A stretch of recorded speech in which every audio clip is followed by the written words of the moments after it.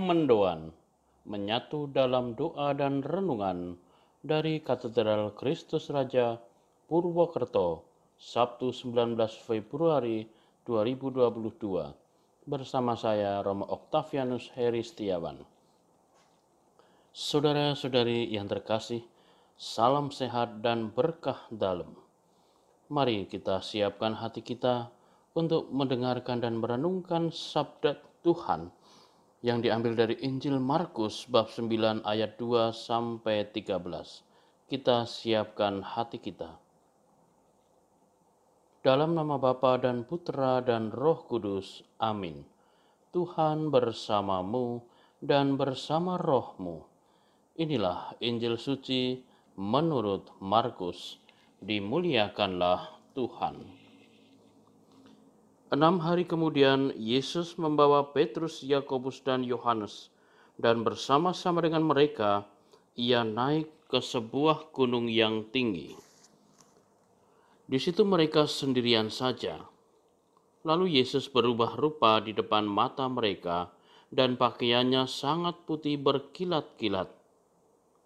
Tidak ada seorang pun yang di dunia ini yang dapat mengelantang pakaian seperti itu.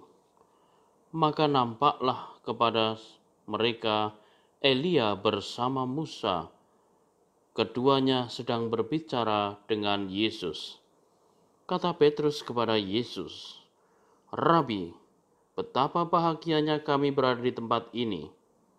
Baiklah, kami dirikan 3 kemah, 1 untuk engkau, 1 untuk Musa, dan 1 untuk Elia."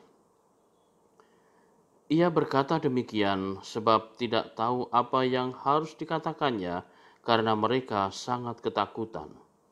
Maka datanglah awan menaungi mereka, dan dari dalam awan itu terdengar suara, "Inilah anak yang kukasihi, dengarkanlah dia."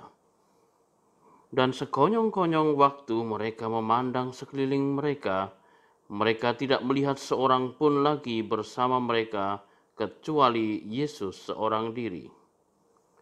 Pada waktu mereka turun dari gunung itu, Yesus berpesan kepada mereka supaya mereka jangan menceritakan kepada seorang pun apa yang telah mereka lihat, sebelum Anak Manusia bangkit dari antara orang mati. Mereka memegang pesan tadi sambil mempersoalkan di antara mereka apa yang dimaksud dengan bangkit dari antara orang mati. Lalu mereka bertanya kepada Yesus, "Mengapa ahli-ahli Taurat berkata bahwa Elia harus datang dahulu?" Jawab Yesus, "Memang Elia akan datang dahulu dan memulihkan segala sesuatu.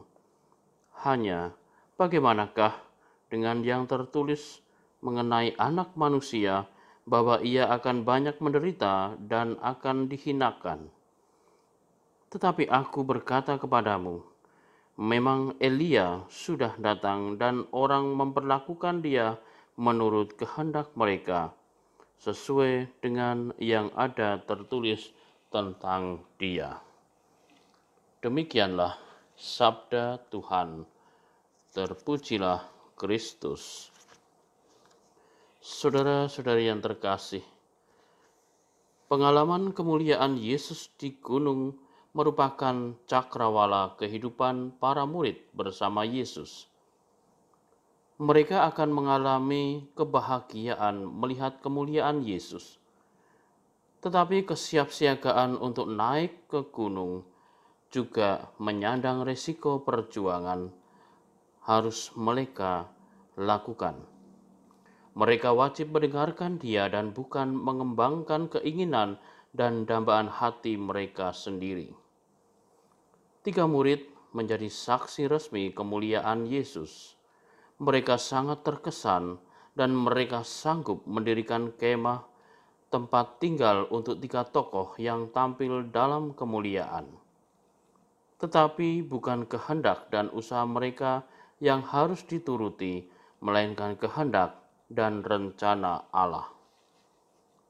Mereka disadarkan bahwa apa yang harus terjadi dengan anak manusia adalah rencana Allah dan bukan pertimbangan dan keinginan mereka.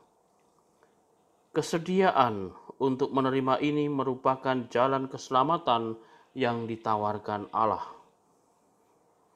Apakah kita biasa menerima yang ada, atau lebih gampang mengeluh bila ada kesulitan?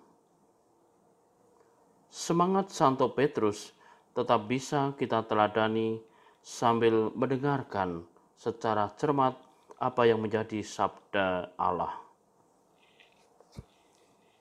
Kita mau melayani Tuhan, mendengarkan sabdanya, bukan hanya untuk kepentingan kita, melainkan demi kemuliaan Allah dan keselamatan manusia. Sanggupkah kita berbuat demikian? Marilah berdoa. Ya Tuhan, kami bersyukur kepadamu atas pengalaman yang begitu luar biasa yang terjadi dalam diri Yesus di puncak gunung bersama 3 muridnya. Engkau telah memperlihatkan kemuliaan Yesus kepada para murid. Semoga kami bisa belajar dari mereka untuk mensyukuri anugerah kemuliaan ini dan berusaha terbuka hati untuk menuruti apa yang menjadi kehendak-Mu, bukan apa yang menjadi keinginan kami. Semoga kami tetap setia akan iman yang sudah kami pilih dan kami hidupi selama ini, sehingga kami memperoleh keselamatan berkat iman akan Yesus Putra-Mu, dan akhirnya kami mengalami kemuliaan bersama-Mu di surga. Demi Kristus Tuhan dan pengantara kami. Amin. Tuhan bersamamu dan bersama roh-Mu. Kita sekalian senantiasa diberkati oleh Allah yang Maha Kuasa, Bapa, Putra, dan Roh Kudus. Amin. Selamat beraktivitas, Tuhan memberkati. Salam mendoan.